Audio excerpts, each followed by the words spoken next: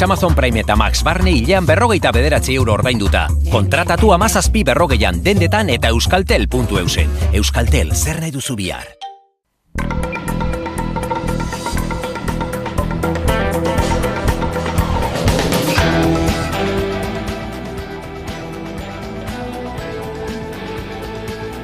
Gipuzkoan etxebizitzen prezioek gora egin dute 2024an bai salerosketari eta baita alokairuari dagokionez ere. Donostia da igoera honen adierazle nagusia lurralde historikoan.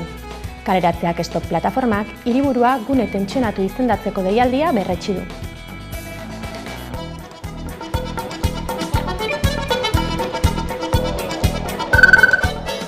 Eguerdion, Andoni Ortuzar EAJko kide eta Euskadi Buru Batzarreko presidenteak estatus politikoaren inguruko bilerei ekingo die datorren astean. Ortuzarrek bere babesa erakutsi dio Imanol Pradales EAEko lehendakariari Gernikako estatutuko transferentziak betearaztearen bidean. Autogobernuari dagokionez, Pradales lehendakariari jakinarazi diogu lehenik gure lankidetza osoa izango duela eta ez bakarrik alderdiarena, baizik eta Gasteizko eta Madrilgo gure legebiltzar taldeena ere, Gernikako estatutua transferitu gabe dauden eskumenak transferituak izan daitezen ahalik eta azkarren, eta baita ere, investidura saioan iragarri zuen planteamenduarekin bat egiten dugula ere baieztatu diogu lehendakariari. Suizidioa prebenitzeko nazioarteko eguna da gaurkoa. Hego Euskal Herrian, 204 pertsonek egin zuten bere buruaz beste pasaden urtean. Europa mailan, gazteen artean suizidioa da lehen heriotza eragilea.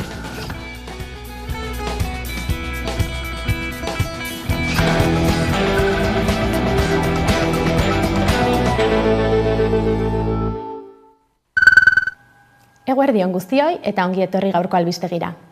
Andoni Ortuzar estatus politikoari buruzko hizketaldietan murgilduko da datorren astetik aurrera. EBBko presidenteak Pradales lehendakariak hasitako bidea jarraitzea aurre ikusten du. EH Bilduk lehen pauso positibotzat jo du erabaki hau.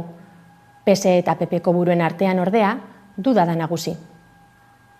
Autogobernuari Andoni Ortuzar Eusko Alderdi Jeltzalearen Euskadi Buru Batzarreko presidenteak iragarri du estatus politiko berriari buruzko hartu emanak iraila amaieran edo urri hasieran abiatuko dituela gainerako alderdiekin. Hay prevista una comisión bilateral, ¿no? Hay prevista también una reunión del Lehendakari con el presidente Sánchez, y cuando tengamos claro más o menos cómo va a ser ese final del actual estatuto, creo que es el momento de empezar a hablar de cómo debiera de ser el nuevo estatus, el nuevo recorrido del autogobierno futuro, ¿no? Ortuzarrek gaineratu du etorkizuneko autogobernuaz hitz egiteko baldintzak betetzen direla eta Espainiako Kongresuan Sánchez presidentea babestu duten alderdien arteko aliantzak Euskal Autonomia Erkidegoan errepikatzeko aukerak egon daitezkela iradoki du. Bien bitartean Arnaldo Otegik baieztatu du koalizio abertzaleak parte hartuko duela bilera errondan. Beraiek esan dute beraiek jarriko dutela martxa eta gu ongo gera.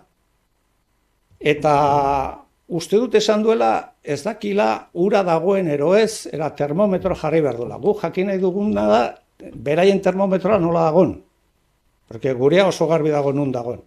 Eta alderdi sozialistak ere parte hartzeko asmoa du, baina denborarik ez dutela galduko esan du Anduezak. También tengo que decir que tampoco vamos a perder el tiempo, ¿no? Y desde luego si ese debate algunos lo quieren abrir pues para transitar por caminos que creo que no están entre las prioridades de la sociedad vasca, el Partido Socialista no va a perder el tiempo. Por tanto, lo que yo sí reclamo y solicito es claridad, ¿no? Alderdi Popularrak bere aldetik kritika egin dio Ortuzarren planteamenduari. Y me preocupa que además sea el PNV el que tenga acordado hasta un 95% con Euskal Herria Bildu lo que pudiera ser un planteamiento de autogobierno, porque lo que indica clarísimamente es que el liderazgo en Euskadi político lo está llevando Euskal Herria Bildu. Kontuak kontu, EAJaren presidenteak Gernikako estatutua erabat bete arte itxarongo du, estatus juridiko eta politiko berriaren inguruan hitz egiteko momentua izango delako. Pero creo que EH Bilduk konferentzia politikoa gauzatuko du datorren irailaren 21ean. Halaxe jakinarazi zuen atzo koalizio subiranistako koordinatzaile orokorra den Arnaldo Otegik. Bertan, hurrengo urteetarako ildoa ezarriko du EH Bilduk.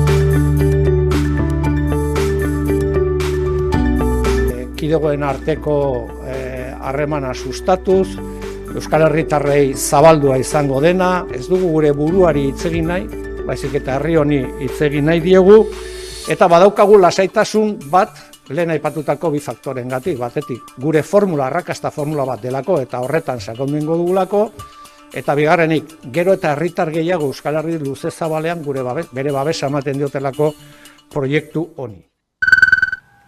Eta Otegirekin jarraiki, badirudi UPNek atzera pausua eman duela pasaden astean argitaratutako tuitaren harira.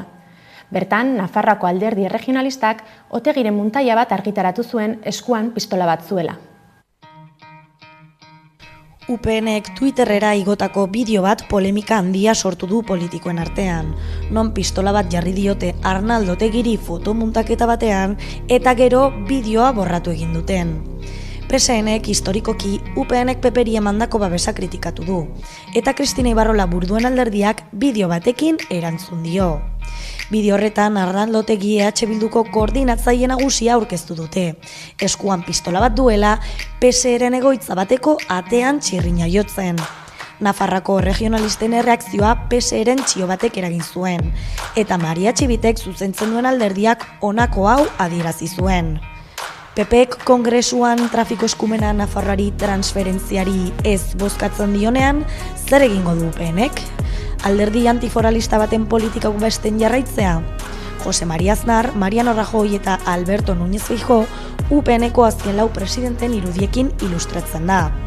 UPNren bideoak erreakzio ugari sorrarazi zituen. Alde batetik Peio Txandianok bideoa kritikatu zuen. Eskandalutzat jo du ultraeskuinaren jarduteko modua definitzen baitu.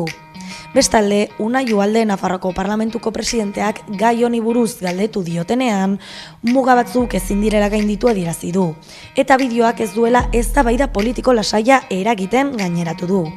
Atzo UPNeko Javier Esparzak deklarazioak eman zituen bozeramaileen batzarrean, non Otegi biktimatzat jo zuen. Que a Otegi le pega más una pistola que una paloma de la paz. Y tampoco creo que me va a negar que creo que se está haciendo, en fin, en la figura de Otegi, un intento de victimizarlo, un intento demagógico de una cuestión que creo que, bueno, que tiene que estar en los términos en los que tiene que estar, que se quiere sacar de contexto. Bestalde, Kristina Ibarrola, UPNeko presidenteak, prentsaurreko batean horri buruz galdetu diotenean, bere alderdiak bere garaian emandako azalpenera jo du. Imanol Pradalesek abiadura handiko trenaren aldeko autua egin du beste behin ere. Atzo Ser Irratian emandako elkarrizketa batean, HTak jada Araba, Bizkaia eta Gipuzkoan martxan behar lukeela adierazi zuen. Bestalde, EAEko osasun sistema publikoa ontzat jo zuen Pradalesek, Osakidetzak epe ertain eta luzerako eraldaketa baten beharra daukala atzeman bazuen ere.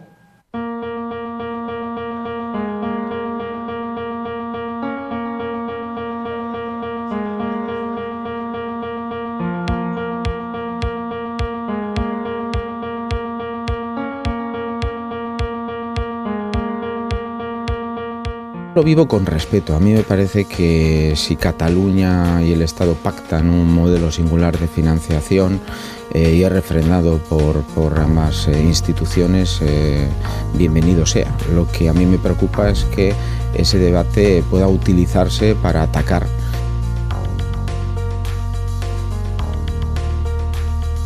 Tenemos un gran sistema público de salud en Euskadi. Osakidetza es un gran sistema de salud.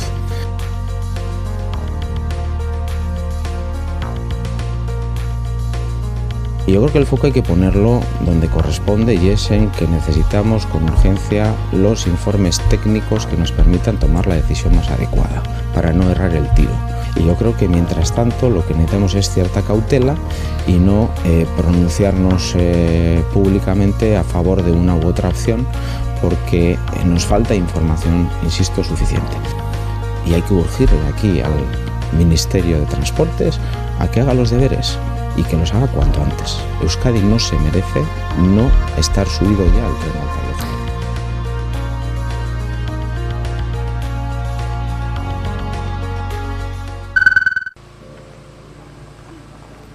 Bilbo, Donostia eta Gasteizko alkatekin elkartu da gaurko goizean Imanol Pradales. Ajurianean gauzatu da EAEko lehendakariaren eta Juan Maria Burto, Eneko Goia eta Maider Etxeberriaren arteko bilera.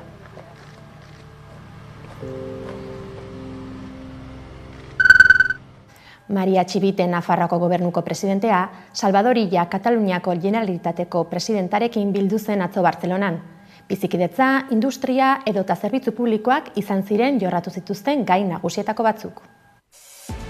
Salvador Illa Generalitateko presidentea Maria Txibite Nafarroako presidentearekin bildu da astelehen honetan Generalitateko jauregian.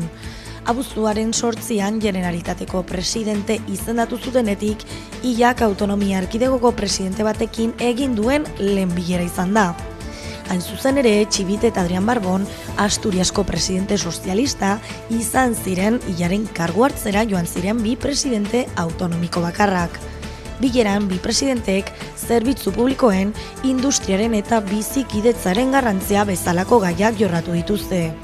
Bueno, sobre todo hemos tratado temas de automoción, el proceso de electrificación que tenemos en común las dos comunidades y la necesidad de asegurar esas inversiones, que hoy a la mañana sí que nos han asegurado que siguen en orden. Bi erkidegoek industriaren ezarpen garrantzitsua dute beren produkzio egituran, eta beraz gai horri buruzko hausnarketa egin da. Bereziki automobilgintzari eta mugikortasun eredu berriari dagokienez. Txibitek Illari azaldu dionez, Nafarroak dagoeneko badu industriari buruzko foru lege berri baten zirriborroa. Lege horren ildo estrategikoak azaldu ditu eta Generalitateko gobernu taldearen esku utzi ditu, eskualdeko lankidetzan aurrera egin ahal izateko. Ildo horretan presidenteak Kataluniako trafikoa eta bide segurtasuna kudeatzeko ereduari buruzko interesa agertu du. Izan ere, Nafarroak eskumen hori izanen du, Lorafnaren erreformak gortetan modu positiboan izapidetzen bada. Bi presidenteek elkarrizketa arin eta etengabean lan egiteko bideari ekitea adostu dute. Txibitek Nafarroa bisitatzera gonbidatu du Illa presidentea, gai horietan eta beste batzuetan lan egiten jarraitzeko.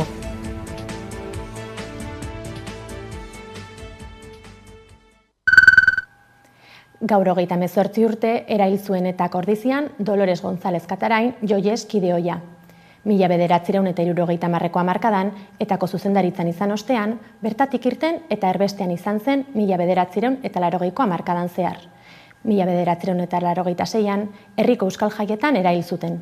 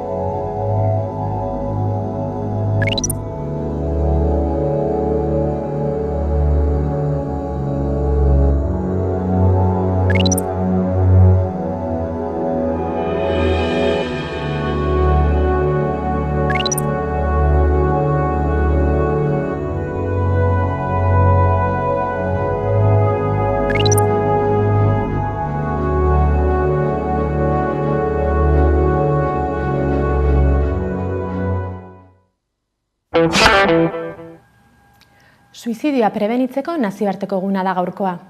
2023an, Hego Euskal Herrian 204 pertsonek egin zuten bere buruaz beste.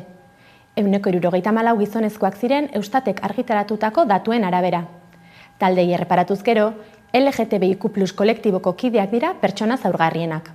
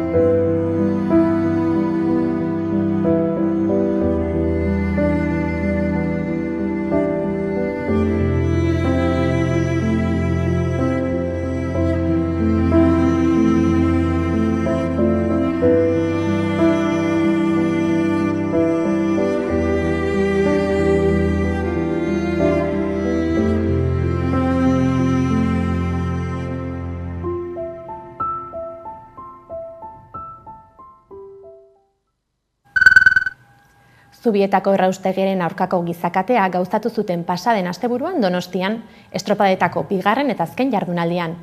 Donostia bizirik mugimenduak eta Bergarako Larramendiko Arnasako plataformak luzatu zuten deialdia. Donostia bizirik errausketaren aurkako mugimenduak eta Bergarako Larramendiko Arnasa plataformak deitutak gizakate bat egin dute asteburuan Donostiako Kontxan. Alderdi ederritik abiatuta estropaden 2. eta azken jardunaldi erabakigarria ospatzen ari ziren artean. Erraustegia gelditu gure lurra ura airea kutsatzen ditu aldarripean osatu dute katea.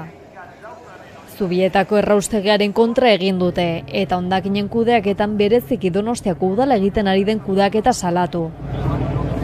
Gainera gaitzetsi dute Zubietan eraikitako erraustegiak hasieratik eduki dituela 11 matxura, oker, istripu, isurketa eta kutsatze. Ildo horretan 4 haizetara salatu nahi izan dute Zubietako arkaitzerreka errezutela, geroztikan ez dela ez arrain eta ez beste bizidunik. Duela gutxi Nafarrako gobernuak Artasako hondakin planta bat itxi behar izan zuen, eta gaineratu dute orduan jakin zutela Gipuzkoako agintariek modu ilegalean 5.500 tona hondakin kutsatu bidali zutelara. Erraustegiak 100 tona hondakin erreta 3 tona errautz oso toxiko sortzen dituela ere esan dute, eta 1000 tona horiek zabor turismo egiten dutela Gaztelako Santo Benia de Pisuergaraino. Hori ez gain erraustegia sortutako zepa edo eskoriak eta zeobia kutsadura larritza jo dituzte, eta erraustegia izteko eskatu dute eta hondakinen kudeaketa eraginkor bat esegitu. Ekimen honekin beste hainbat eragilek eta alderdiek ere bat egin dute. Eguzkieta ekologistak martxan mugimenduek, Komisiones Obreras eta ELA sindikatuek, edota Ezker Anitza eta EH Bildu alderdiek.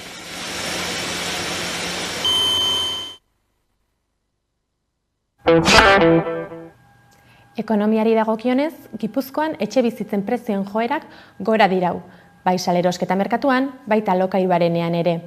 Donostian egoera bereziki aipagarria da, izan ere, metro kuadroak bataz beste 5.554 euroko kostua dauka. Alokairua berriz, 1.082 eurora arte igo da, maksimo historiko berria ezarri delarik. Etxe bizitza bat erostea arazo bihurtu da askorentzat Gipuzkoan. 9 urtez jarraian prezioa etengabe hazi da, eta horrek ondorio nabarmenak izan ditu. Etxeko ekonomiak ahuldu egin dira eta hori urteko 2. hiruhilekoan erregistratutako salerosketa kopuruan ikus daiteke, 1.498 izan baitira guztira. Hau da 2024 hasieratik 17,5ko jaitsiera izan da eta 11,7ko aiazkoaren aldean. Ildo horretan egiezin hilabetzako agenteak esan du etxe bizitza eskuratzeko zailtasuna dauden une honetan merkatua oso tentsionatua dagoela.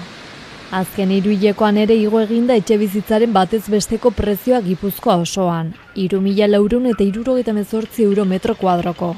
Azkundea geldiezina izan da azken hamarkadan, zehazki 900 euroko garestitza erregistratua 2015-etik eta horren ondorioz lurralde maksimo historikoetatik oso gertu dago. 2008an lortutako erregistrotik 100 euro baino gutxiagora. Kasurako Donostian neurriz kanpoko prezioak dituzte. Metro kuadroko kostuek marka berrea jarri dute, 5.554 eurokoa. Baina zailtasunak ez daude soilik etxebizitza bat erosterakoan. Alokairuko merkatu ere egoera konplexuan dago. Kontratuen hileko batez besteko errenta gora egiten jarraitzen du eta aurtengo azken hiruhilekoan 826 eurokoa izan da Gipuzkoan. Donostian berriz 1.082 eurora igo da eta erregistro historiko berria ezarri du, 8,8% hazkundearekin. Testu inguru honetan Donostia gune tentsionatu izendatzeko izapideak azkartzeko eskatu dio udalari kaleratzeak stop elkarteak, alokairuen prezioi muga jartzeko eta beste neurri batzuk hartzeko. Donostia tentsio eremu izendatzearen aurrean ordea egiezin hilabetzako agenteak zalantza agertu du. Bere ustez prezio mugatzeak jabei pizgarriak kentzea ekar lezakeelako. Gaineratu du prezio mugatzeak errentagarritasun muga bat ekarriko duela eta horrek etxebizitza inbertitzaien eta edukitzaien iesa eragin dezakeela.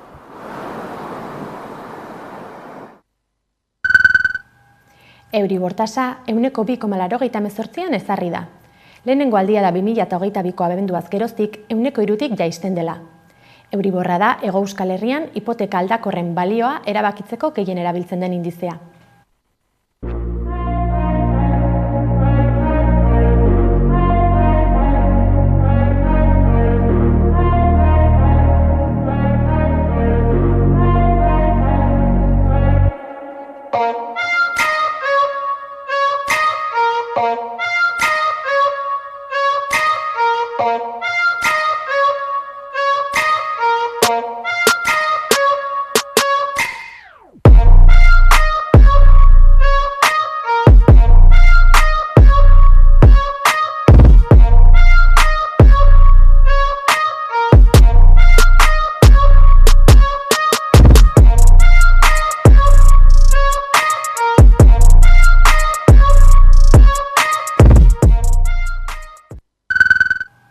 Aldaketarik ez oraingoz, Tubos Reunidos Premium enpresako lan gatazkan.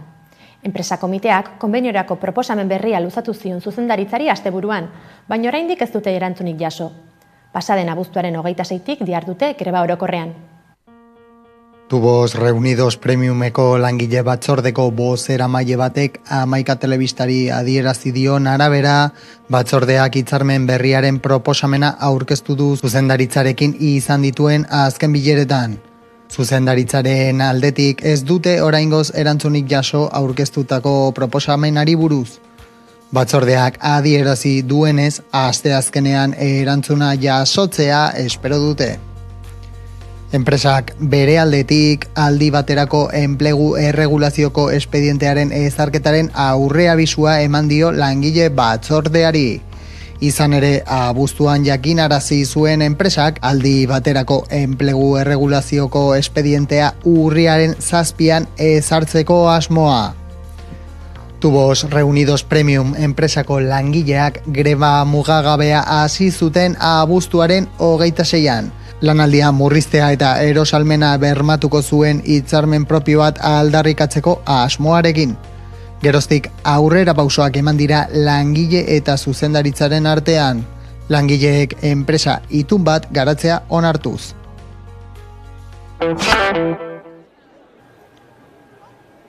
Protestak dira nagusi Frantzian, Emmanuel Macron presidenteak Michel Barnier kontserbadorea lehen ministro hautatu izan ostean. Macronek bere erabakia jakinarazi zuenetik, 150 mobilizazio gauzatu dira estatu frantsesean. Pasaden larun batean, Fronte Popular berria Ipar Euskal Herrian ere kaleratu zen, Baionan, hautaketa gaitzesteko asmoz.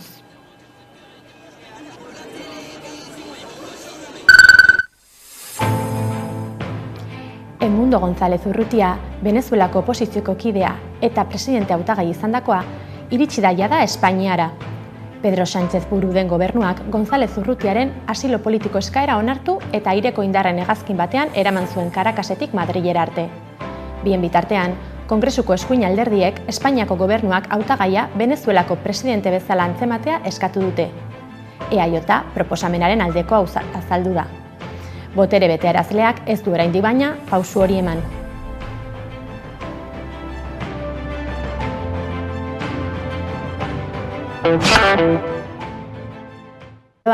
Gasteizko Izaskun-Arrue kulturgunearen programazioa hemen daia da.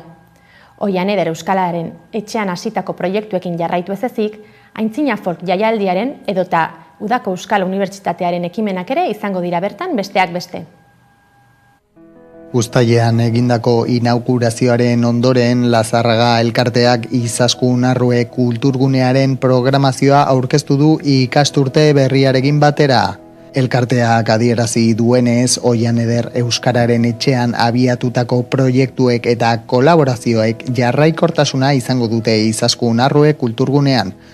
Hala nola, aintzina folk jaialdiaren hainbat ekitaldi edo Udako Euskal Unibertsitatearekin batera antolatutako Euskaldunentzako jabetze eskola ekimena. Aldi berean askotarikoak izango dira kulturguneak izango dituen proposamen eta ekimen berriak. Programazioa irailaren 11an hasiko da.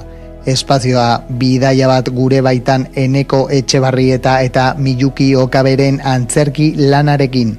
Urrengo asteetan Petxi bakarlariaren kontzertua, literatura idazketen astapena ikastaroa eta magialdiaren magia jaialdiaren hainbat ekintza burutuko dira Izaskun Arrue kulturgunean. Abendura arte programatutako ekitaldi guztiak iak.eus webgunean daude ikusgai. Hauetarako sarrerak ekitaldia baino astebete lehenago egongo dira eskuragarri webgunean bertan. Gure aldetik besterik ez. 11aren webgunea eta sare sozialak eskuragai dituzue informazioa zabaldu nahi izanez gero. Orain, Thatcher taldearen Etsaiak agurtzen abestiarekin utziko zaituztegu. Ondo izan eta bihar arte.